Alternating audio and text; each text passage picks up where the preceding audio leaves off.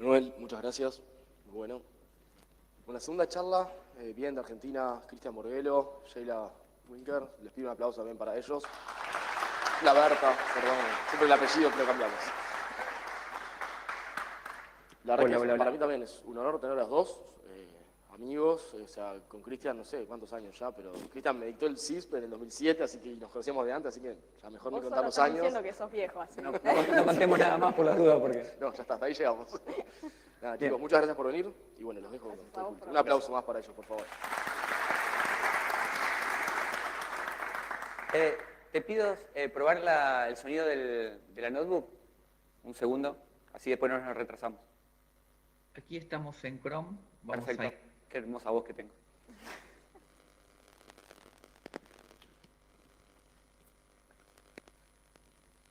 Bien.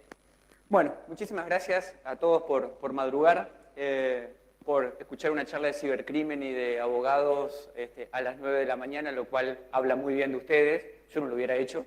Después vamos a discutir un rato con el juez y con el abogado también en el panel.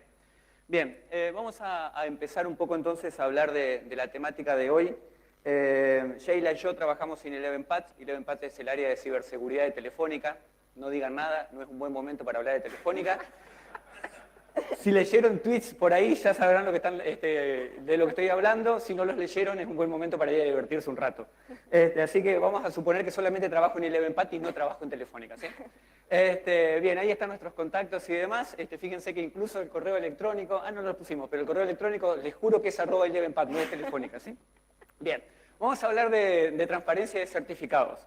Y antes de todo, vamos a agradecer. Recién Sheila me dice, ¿por qué pusiste ahí? Te equivocaste la diapositiva, pusiste el gracias al finalizar y listo, ya está. Pensé que ya te querías ir. Exactamente, en realidad me siento bastante mal, de hecho desde ayer estoy bastante mal de salud, así que iba a terminar la charla acá, pero en realidad el gracias es para la organización y para Mateo específicamente, porque organizar este tipo de evento a mí me ha tocado hacerlo durante muchos años en Buenos Aires y uno de los motivos por los cuales no lo organizo más es porque cansa mucho, es terriblemente estresante organizar este tipo de cosas, lidiar con 100, 200, 500 personas es terrible, por eso el agradecimiento realmente de corazón, más allá de que, como decía Mateo, hace muchísimos años que somos amigos y nos conocemos, organizar este tipo de cosas es muy, pero muy doloroso, así que gracias ese enorme para ellos y para Mateo por la onda y las ganas y el espíritu que le pone. Más también pasando por una situación personal que mencionaban ayer. Así que gracias. Bien. Vamos a hablar un poco entonces de certificados, de transparencia de certificados. Vamos a empezar con lo que todos ya sabemos. ¿Quién tiene sitio con HTTPS en este momento? De acá. Bien, porcentaje 30% aproximadamente. Es bajo, pero igual es importante. Obviamente si utilizan HTTPS, saben para qué sirve, ¿no es cierto? ¿Para qué sirve HTTPS? A ver, vamos, con fuerza, hay que despertarse. Bien, protegerse de información en tránsito, ok. Vamos con la siguiente. ¿Cómo funciona la negociación SSL o TLS? ¿Todos sabemos esto? ¿Cómo funciona el protocolo a bajo nivel? Ahí ya hubo menos sí, me parece. ¿Sí? Ok. ¿Qué ataques existen para SSL y TLS? Alguien que mencione dos. Bien, perfecto. Dos. Otro. Pool. Otro. ¿Cuál? Ok, otro. Bien, otro más. Sí, ni. Más o menos. Ok. ¿Qué es HSTS? Yeah, bien. Alguien se acordaba la sigla, gracias. ¿Alguien conoce HSTS? ¿Quién lo tiene implementado en sus servidores? Bajó del 30, ya bajó al 2%. Ok. ¿Qué es Certificate Pinning? ¿Quién lo tiene implementado en sus servidores?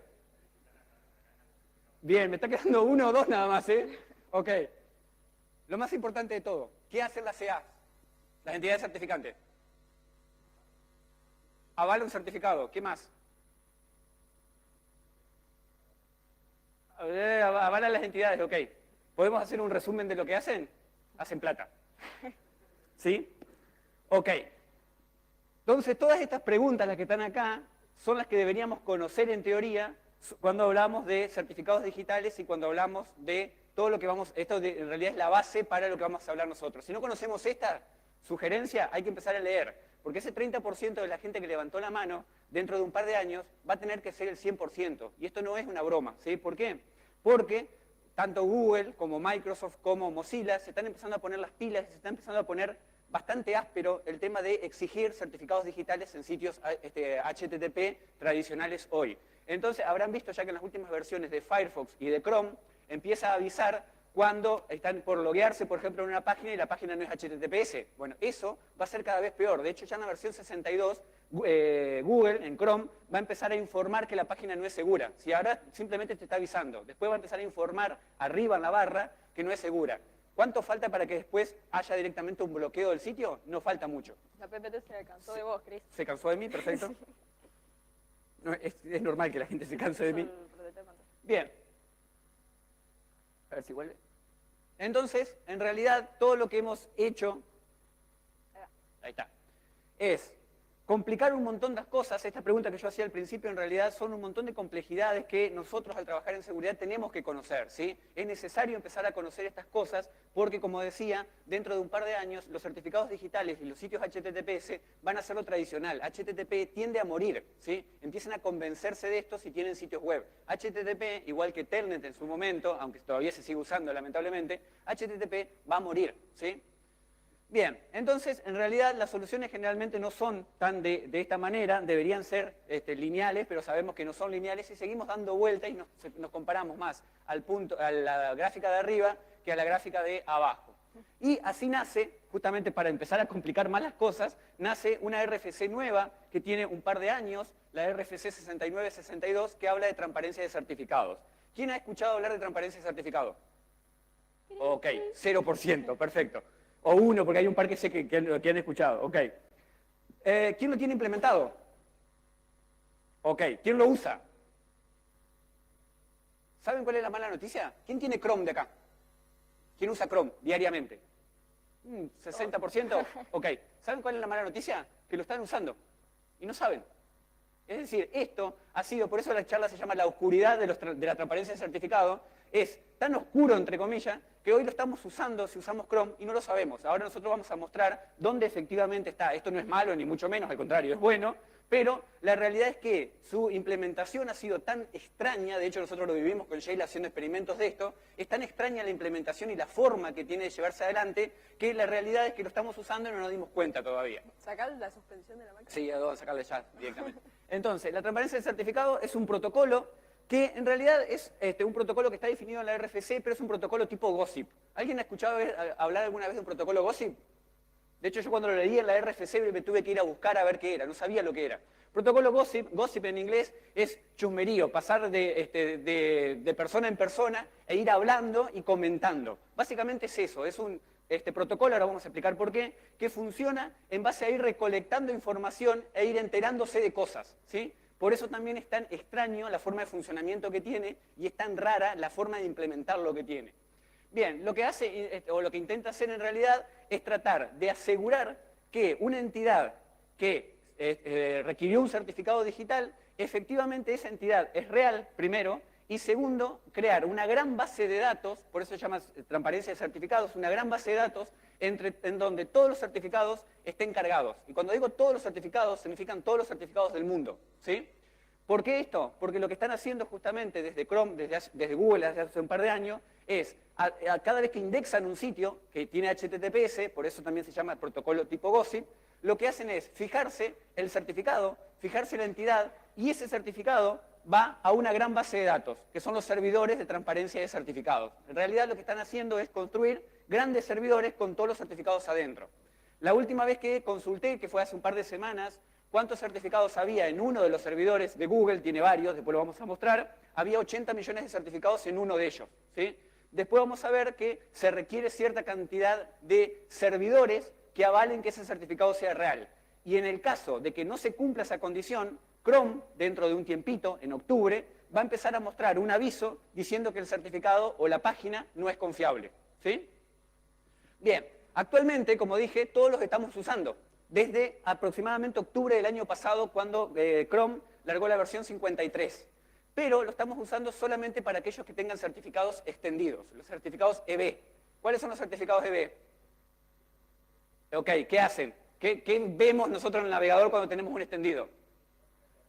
Exactamente, el nombre de la entidad en verde. Por ejemplo, si ustedes entran en Twitter, por no mencionar un banco, porque muchos lo tienen, en Twitter, por ejemplo, aparece Twitter arriba en verde. Eso es un certificado extendido. Es decir, si ustedes tienen en sus entidades este tipo de certificados, verificando ahora, como vamos a ver en el video, van a ver que efectivamente aparece también el nombre de los servidores de transparencia donde ese certificado está dado de alta. ¿Se entiende hasta acá? Ok. Bien, entonces, como decía, a partir de la versión 45, en realidad yo dije la 53, en realidad es la 45, se empezó a utilizar en septiembre del 2015 y en octubre del 2017, o sea, dentro de algunos meses, va a ser obligatorio para todos los certificados. Es decir, en este momento está en modo testing, por decirlo de alguna manera, para los certificados extendidos, para los más importantes. A partir de octubre, a partir de la versión 62 o 63 de Chrome, va a ser obligatorio para todos los tipos de certificados. Ahí entonces cualquier sitio que tenga HTTPS debería estar cargado en uno de estos servidores de transparencia. Bien, ¿cómo funcionan entonces los certificados? Este es el funcionamiento normal que hoy tiene un sitio web y con la CA cuando da de alta un certificado digital. La entidad certificante emite un certificado al sitio.com y luego el cliente, cuando entra al sitio.com, intercambia información a través de esa negociación SSL-TLS, que yo dije hoy y que todos ustedes levantaron la mano que conocían, hace la negociación y a partir de ahí la entidad certificante dice este sitio es verdadero o es falso y nos va a presentar un cartel rojo en caso de que sea falso o no nos va a dejar entrar. Eso sigue todo exactamente igual, no se modifica absolutamente nada. Lo que se agregó fue la parte verde. Se agregaron los servidores de transparencia, servidores de log, que es el nombre que tienen, y se agregaron dos entidades más, los monitores y adicionalmente los auditores. ¿Qué van a hacer los monitores y los auditores? Van a tratar de comprobar que lo que esté cargado acá, en el servidor de log, que se fue recolectando a través de distintos métodos, sea real y que las entidades cuyos certificados figuren en el log sean verdaderas, ¿sí? De forma tal de tratar de detectar de forma lo más rápido posible cuando una entidad puede llegar a ser falsa o puede llegar a, una entidad, por ejemplo, un fisher, por decir algo, solicita un certificado HTTPS. ¿Sí? Ayer tuvieron una charla de phishing en donde se habló también del tema. ¿Cómo se relacionan estas dos cosas?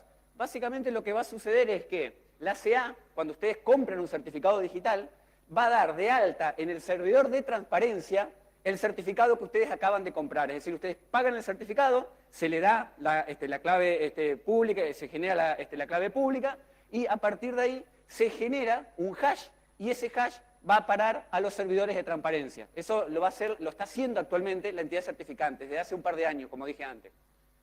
Bien, adicionalmente el cliente, esto es totalmente asíncrono, nosotros con Sheila nos rompimos bastante la cabeza tratando de descubrir cuándo el browser buchoneaba, por decirlo de alguna manera, la información del certificado, y la realidad es que, como dije, esto es gossip, lo hace cuando quiere, en forma totalmente asíncrona Chrome. En los otros navegadores todavía no está implementado completamente. Entonces el cliente cada cierto tiempo, si ustedes alguna vez hicieron interceptación de tráfico en Chrome, sabrán que manda mucha información a Google. Esa le sirve también para decir, mira, encontré una página HTTPS y este es el certificado, y lo informa. Y el browser entonces funciona como auditor y adicionalmente también alimenta el log server, ¿sí? Ahora, si nosotros lo queremos hacer en un momento determinado, de hecho después Sheila va a contar las pruebas que hicimos, no vamos a ver lo que específicamente en un momento cuando entramos al sitio se informa. Es totalmente asíncrono, Google lo hace cuando quiere, ¿sí? Bien. ¿Cómo se ve un registro SST? Yo sé que ahí se ve bastante mal, pero simplemente para que tengan una idea, ahora lo van a ver en el video. Básicamente los registros que van a ir a parar al servidor de logs van a figurar de esta manera. Esto es una consulta a través de OpenSSL, en donde tenemos que en este caso, este servidor que yo consulté acá está en 3 logs distintos. Está en un log de Symantec, que también tiene un log que es un espejo de los servidores de Google, y adicionalmente está en otro servidor que se llama Aviator, que es un servidor de Google, y en otro que se llama Rocketer, que también es un servidor de Google. Este es un sitio extendido, un certificado extendido de un sitio determinado, en donde figuraba ya en 3 servidores. ¿Sí? Actualmente los que tienen servidores son Comodo, la empresa Comodo, Google obviamente, y Symantec. Obviamente a medida que se vaya haciendo más común esto, van a empezar a aparecer todas las entidades certificantes con sus propios logs y sus propios servidores. ¿Sí? ¿Hasta acá vamos bien? Ok. Bien, ahí tenemos entonces la forma de consultarlo. Esto también lo podemos ver en el browser, es un poquito más complicado, ahora lo voy a mostrar en el video. Y luego hay una página que les recomiendo que visiten que se llama certificatetransparency.org, en donde están dados de alta los 18 o 20, van cambiando, continuamente cambian, 18 o 20 servidores que en este momento existen y que están en línea. Si ustedes entran a la página, cada uno de estos servidores, por ejemplo en este caso el de Symantec o en este caso Aviator, que era este que está acá, está dado de alta, es un servidor de Google como pueden ver, y ese es el log ID que lo identifica. Cada servidor tiene un log ID. Después Sheila va a mostrar que en realidad esos códigos están hardcodeados dentro del navegador, ¿sí? Es decir, esto identifica unívocamente al servidor que se tiene que conectar. Chrome cuando va a hacer la verificación, ¿sí? Es un poco complicado, yo sé que a esta hora de la mañana, pero vamos a tratar de seguirlo. Bien, y esto es cómo se ve en Chrome, ¿sí? Si ustedes entran a Chrome, vamos a verlo directamente en el video.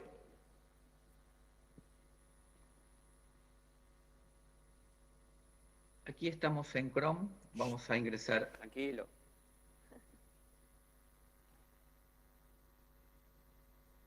Estamos en Chrome, vamos a ingresar al sitio de 11pads con la sección de Net Internals de la configuración de Chrome totalmente en blanco. Ingresamos, mientras carga el sitio ya podemos ver que aquí estamos en Chrome, vamos a Internals de la configuración de Chrome totalmente en blanco. Ingresamos, mientras carga el sitio ya podemos ver que ese... Ahí. Acá, esto que dice acá, que yo sé que no se ve nada desde allá, es Net Internal, es una de las partes de configuración de Chrome. Si eso pueden entrar directamente y van a ver todas las conexiones que en ese momento está haciendo Chrome. ¿Sí? Esa es la forma de verlo. Y después, acá al costado, aparece, cuando se hace una negociación, se abre el socket de SSL y se hace la negociación, aparece SSL y el sitio al que estoy entrando. Si hacen botón derecho ahí, botón de clic, digo ahí, van a ver acá a la derecha la información del certificado digital. ¿Sí? Esa es la forma de verlo en Chrome. Hizo la conexión y la negociación. Ahí están todos los sitios al que está entrando cuando entré a 11pad y acá están esto que dice acá, que dice Begin Certificate, que ahí ya no se ve, es el certificado digital de la negociación. SSL, podemos ver los certificados y el socket de conexión. Aquí están los certificados, efectivamente. Y eso, que no se ve nada acá, no lo quería hacer en vivo para que no falle, porque a veces esto es bastante aleatorio, tiene algunas cosas interesantes, pero acá, estas tres cosas que se están viendo acá son las tres tipos de validaciones que ahora yo voy a contar que se pueden hacer, ¿sí? Porque aparte de validarlo de una forma determinada, cuando escribieron la RFC, definieron otras dos formas también determinadas de validar que ese certificado esté en el log, ¿sí? Lo que dice acá en realidad son las tres formas de validación, y en este caso hay una sola, ¿sí? Que es la que utiliza en este caso 11pad. Google utiliza otra y otros sitios pueden utilizar, de hecho, se podrían utilizar dos, pero no es lo ideal. En la parte de SST podemos ver que efectivamente el SST ha sido incluido, embebido dentro del certificado. En el caso de OSCP está vacío y en el caso de la extensión TLS también está vacío.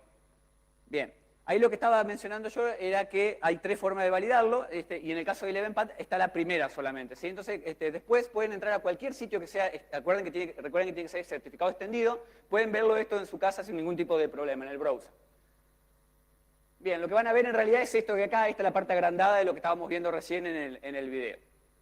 Bien, entonces, ¿dónde se puede meter el registro de SST? Como decía, hay tres formas, ¿sí? La primera de ellas es la forma más automática de todas, es directamente cuando yo compro un certificado a la entidad certificante, la entidad incrusta esa validación en el certificado. Si lo agrega con una extensión muy amigable, muy fácil de recordar, que está dentro del certificado digital, cuando ustedes lo ven directamente, es esa cadena larga que aparecía recién, que aparece acá, esta de acá. ¿Sí? Eso lo incrusta directamente la entidad certificante dentro del certificado. Nosotros como empresa que compramos el certificado no tenemos que hacer nada. Es la forma que hoy prácticamente el 90-95% de los sitios han elegido, entre comillas, en realidad no estás eligiendo porque vos no le decís a la entidad certificante lo quiero hacer o no, la entidad certificante lo hace por defecto. Entonces todas las entidades hoy o la mayoría lo están usando de esta manera, ¿sí? La siguiente manera...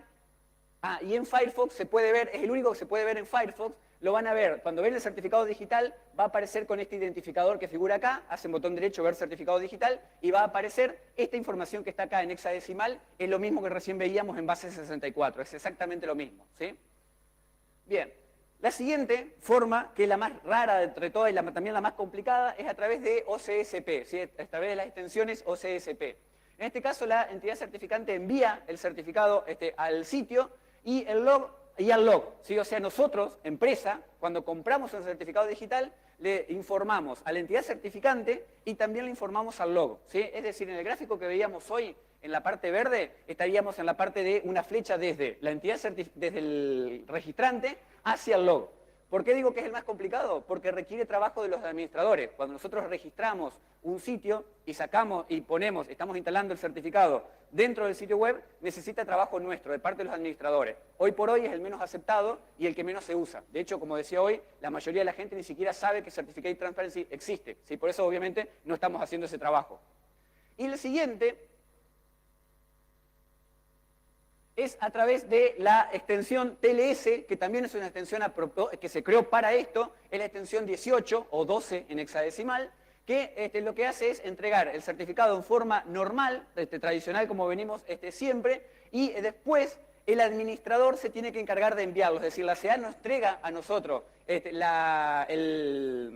certificado de transparencia y nosotros lo tenemos que mandar al log, ¿sí? O sea, también requiere un trabajo del administrador y por lo tanto tampoco es demasiado usado. Se puede usar, hemos visto algunos sitios que lo usan, pero son los menos, ¿sí? Bien, después de todo esto, como vieron, en realidad las respuestas y las soluciones no son tan lineales como habíamos visto. De hecho, este gráfico se parece bastante a uno que hicimos con Sheila en su momento en la oficina para tratar de entender cómo funcionaba todo el ecosistema. Y estaríamos por acá, más o menos, ¿sí? En realidad esto no está del todo terminado todavía. Una cosa que nos pasó, por ejemplo, es que cuando estábamos haciendo el estudio de esto, las RFC se actualizaban. Una cosa que no debería ser tan normal porque supuestamente ya está implementado, pero sin embargo la RFC todavía no está terminada. Lo peor era cómo nos enterábamos de eso. Nos enterábamos viendo el código y había una niña comentaba el código que decía RFC 2.0. ¿Ah? No, la verdad que eso fue. Bien. Y para hacer algunas pruebas, y acá ahora después entra la parte de Sheila, creamos algunos sitios web. Por ejemplo, creamos un sitio que se llama CTLTA. Lo LTA es por Latinoamérica, no piensen nada malo. Los argentinos, sobre todo, si escucharon hablar a Maradona alguna vez, sabrán de lo que estoy hablando.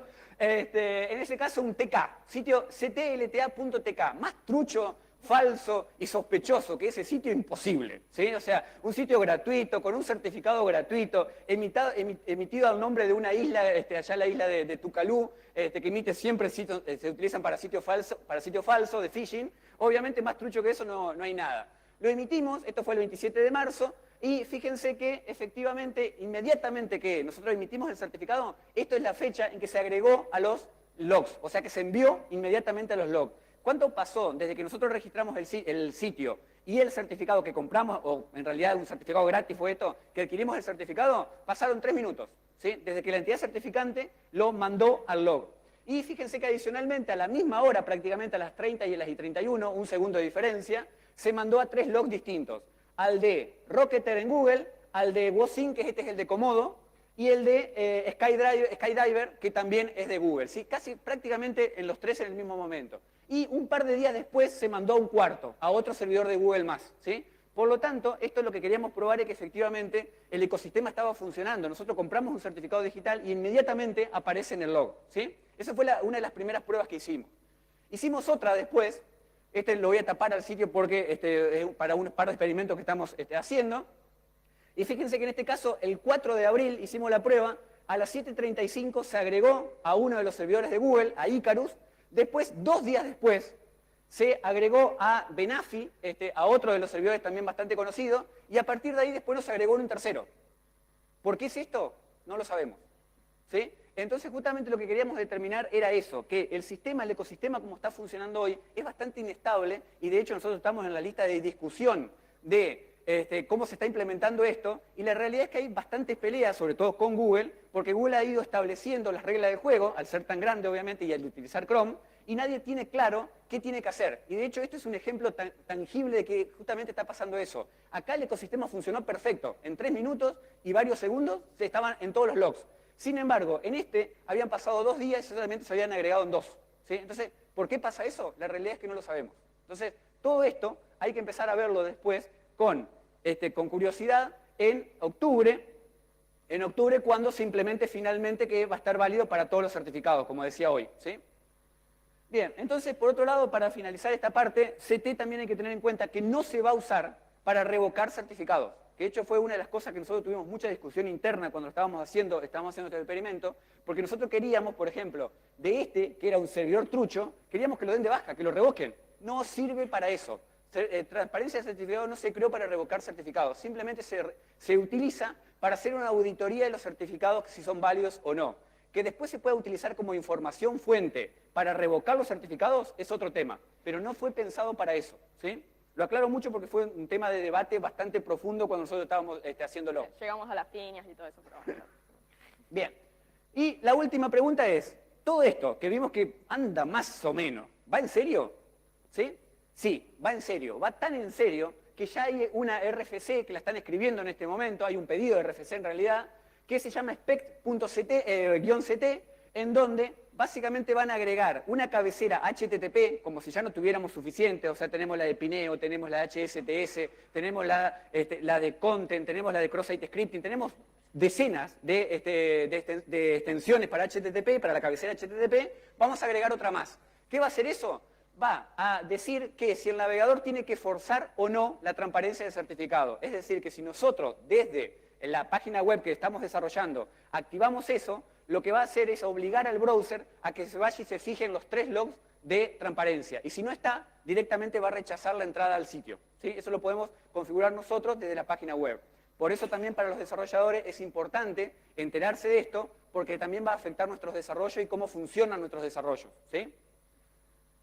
Bien, ¿qué fue el aporte que hicimos nosotros? Hicimos 2 cosas. Cuando estábamos haciendo el experimento dijimos vamos a hacer algo que aporte a la comunidad. Y lo que hicimos fue una extensión de Firefox, como el Firefox no está implementado todavía, está implementado full, hicimos una extensión de Firefox, se la pueden descargar, ahí está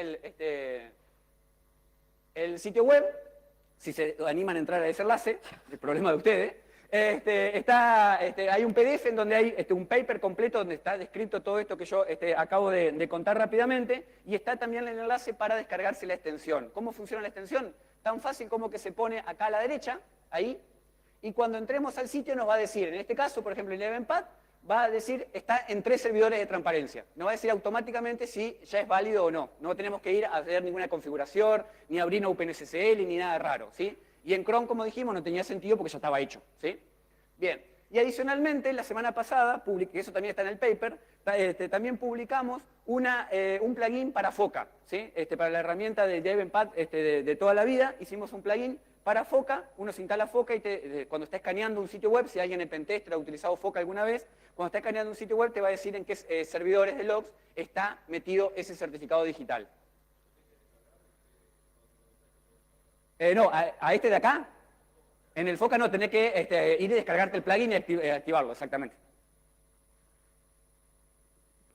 Ahora sí llegó mi parte. Ya me estaba durmiendo, quería ir en el sillón. Sí, estaba... Bueno, yo por suerte caí bastante tarde a la investigación, pues la verdad que es un tema complicado. Pero bueno, ya si me siguen a algún lado me conocen, saben que a mí me gusta romper cosas y la gente de Eleven cuando me contrató también sabía lo mismo. Así que me encargaron la parte de romper el asunto o ver qué se podía hacer. La realidad era terminar de entender cómo funcionaba esto y tratar de ver si había algo que se pudiera afectar al usuario en el punto final al menos. En principio no teníamos claro todo lo que explicó Chris. Bueno, Chris ya se borró, de hecho. Bueno, no teníamos muy claro cómo funcionaba, pero habíamos visto en el esquema que mostró Chris al principio que había supuestamente una comunicación con los servidores de logs. Entonces, lo primero que se nos vino a la mente es, ¿qué pasa si bloqueamos esa comunicación? ¿Sí? Entonces, nada más sencillo que es simplemente levantar una regla de firewall. Si hacemos un ping, por ejemplo, a ct.googleapis.com, desde Argentina podemos ver esa dirección IP. Google distribuyó las direcciones IP por continente o región, eso lo habíamos visto también. O sea, si lo hacemos de acá tenemos esa IP, por ejemplo, Chris había conectado a la VPN de Eleven en España y tenía otra dirección IP diferente, y después averiguamos un poco por qué era eso, era por los balanceadores de carga, ¿sí? Que siempre que lo hagan desde Argentina y posiblemente desde Uruguay también, calculo que entramos en la misma región, vamos a ver esa dirección IP. Siempre es la misma para todos los servidores de Google que mencionó Chris, que son 4. Entonces, bloqueamos la dirección IP completamente de cualquier tipo de conexión a ver qué pasaba, y entrábamos a los sitios web y que con certificado extendido, que supuestamente esto ya está implementado, pero no pasaba nada, yo seguía viendo todo igual, digamos que al usuario no le afectaba. Entonces nos parecía raro, bloqueábamos el DNS después, la resolución de googleapis.com, y asincrónicamente el navegador se seguía conectando igual. Y ahí ya nos dimos cuenta, bueno, la IP está recontra hardcodeada en el código, empezamos a buscar en Chromium y, bueno, Chromium tiene un montón de IP hardcodeadas, y un montón de cosas que hagamos. Pero bueno, con eso ya nos empezó a parecer sospechoso, pero fue lo que nos también llevó a confirmar de que en realidad esa comunicación asincrónica que se hacía entre el navegador Chrome y el logs, servidor de logs, no era para hacer algún tipo de validación, ¿sí? Sino simplemente, como dijo Chris, es para ver si Google tiene el sitio web que nosotros estamos entrando en su servidor de transparencia, genial, y si no, lo va a agregar. O sea, es un protocolo GovSync, como dijo Chris al principio. Por eso es que bloqueamos la conexión y no pasaba nada. Bueno, ¿cómo lo implementa Chrome? Si buscamos dentro de la carpeta, por ejemplo, AppData de Google Chrome, o en Linux, de donde está config de Chrome, ¿sí? en todos los sistemas operativos, encontramos una carpeta que decía Certificate Transparency. Pero bueno, ¿qué tiene eso adentro? Adentro de lo que es Certificate Transparency, como se ve en el primer recuadro rojo, hay una carpeta que ahí dice 342, no creo que se llega a leer, pero siempre es un nombre numérico. Y lo que notábamos es que se iba incrementando, 342, 343, 344, y las anteriores se iban borrando. O sea, lo que hacía Chrome era, asincrónicamente, dentro de un periodo que más o menos pudimos comprobar de entre 72 horas y una semana, se conectaba a X lugar y descargaba una nueva carpeta con un número que se iba incrementando, ¿sí? Que adentro de esa carpeta numérica teníamos una carpeta al final que dice STHS, es el último recuadro rojo de este. Y adentro de esa carpeta teníamos todo eso que se ve ahí, que son la /256 del log ID. O sea, como dijo Chris en principio, los servidores de log son entre 15 y 18 por ahí. Los que implementa Chrome hoy en día son 15. Y algo que nos había llamado la atención también en esto es que, por ejemplo, cuando empezamos a investigar teníamos 14 firmas, o sea, esos archivos que ven ahí, como dije, el SHA-256 del log ID, teníamos 14, y de pronto apareció uno más. O sea que, de algún modo, suponíamos que Chrome lo estaba usando, porque si de repente agregaban un nuevo log ID, aparecía en esta carpeta. Ahora, la idea era, lo único que teníamos localmente era esta carpeta. La idea era ver cómo Google Chrome lo estaba implementando, ¿sí? Así que fuimos a consultar un poco el código, lo que es Chromium, que es open source, y buscamos lo que era STH como para ver si estaba esa carpeta, en qué momento se llamaba o cómo la usaba. La idea era tratar de encontrar un poco de información al respecto. Encontramos un método dentro del archivo STH set component installer, tengan en cuenta que no es un unit test, ahora vamos a ver por qué, donde hay un método que dice load STHS from Dix, ¿sí? Y se pasa de parámetro un STH file path que más arriba, no llega a sacar la captura, pero más arriba está hardcodeada la ruta donde decía half platforms STH, la carpeta que les mostré recién. ¿Qué hay ahí? Cuando vamos a lo que es el método que lo carga en el disco, dice, si está vacío, volvé. Y esa es toda la implementación de Chrome. Chao, nos vemos. Mi cara fue básicamente esa, porque realmente no está haciendo nada. O sea, el método es, si la carpeta, el STH-pad está vacío, es empty, tiene un return, simplemente. Eso está en Chromium y, como les decía, no es un unit test. Así que fue una de las cosas que más me llamó la atención en el reversing de ver cómo era que Chrome estaba implementando esto. Pero bueno, está en una carpeta oculta. Supongamos que nadie va a tener la maldad de borrar lo que es esa carpeta, o de negar el acceso o cualquier otra cosa. Supongamos que nadie va a tener la maldad de hacer eso. ¿Cómo sigue ese archivo? Bueno, lo que hace es cargar literalmente, donde dice file path literal, no se llega a ver ahí, pero tiene un asterisco, .sth. O sea que de ese path levanta todos los archivos STH. Y eso es algo muy interesante a tener en cuenta a futuro cuando Chrome lo implemente en octubre, para ver si nosotros metemos nuestro propio log ID, lo va a levantar también porque ahí tenemos un comodín. Mientras eso sea así, en el código fuente se supone que va a leer completamente todos los logs que estén dentro de la carpeta que les mostré recién. Así que es algo interesante para tener en cuenta más adelante.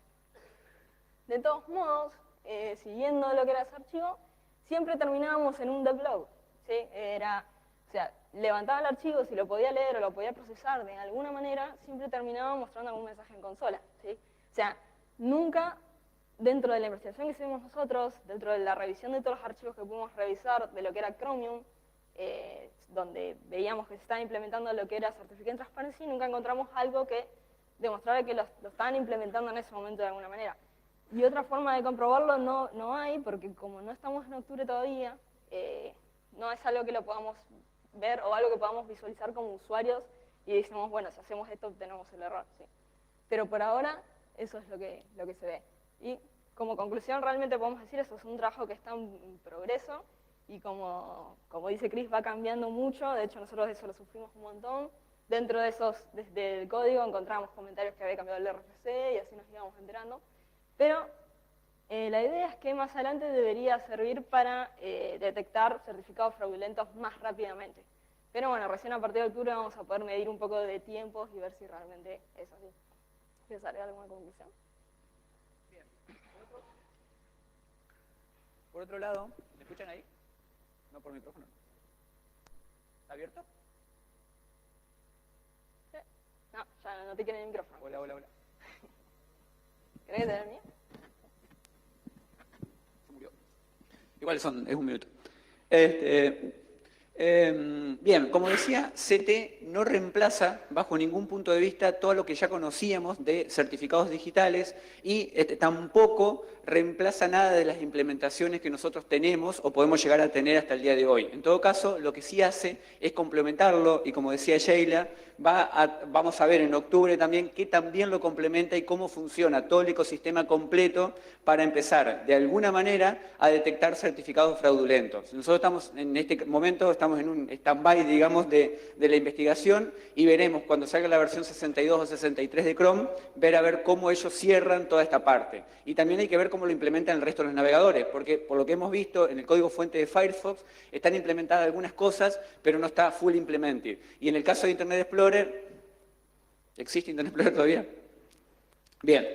¿Qué más? Tenemos más trabajo para los monitores, o sea, para la CA. Es decir, si alguno de nosotros no confiaba en este momento en las entidades certificantes, en realidad hoy le estamos dando más trabajo. ¿Por qué? Porque habíamos dicho que la CA iban a ser los monitores de estos servidores. Por lo tanto, si alguien sospechaba o tiene algo medio, alguna sospecha con el trabajo que hacen las entidades certificantes, de hecho hay una pelea muy grande hoy entre Google y Symantec por el tema de cómo manejan los certificados digitales, en este caso le estamos dando más poder todavía, o aparentemente le estamos dando más poder a las entidades certificantes. Eso también hay que ver después cómo funciona con el ecosistema completo.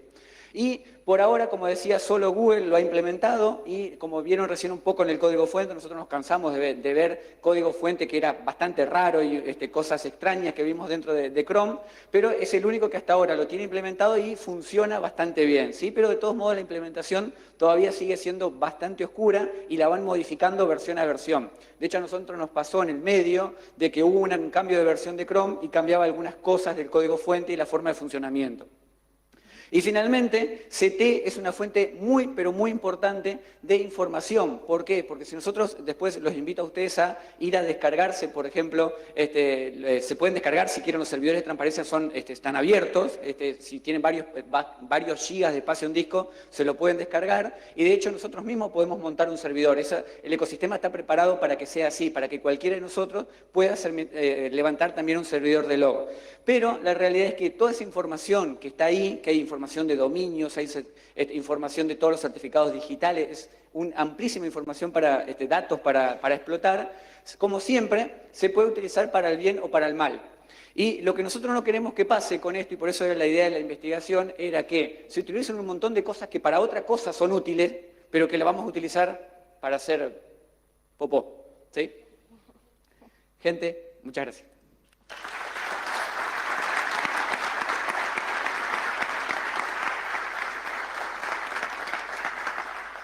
¿Alguna pregunta? Ya sé que están dormidos. Bien. Perdón.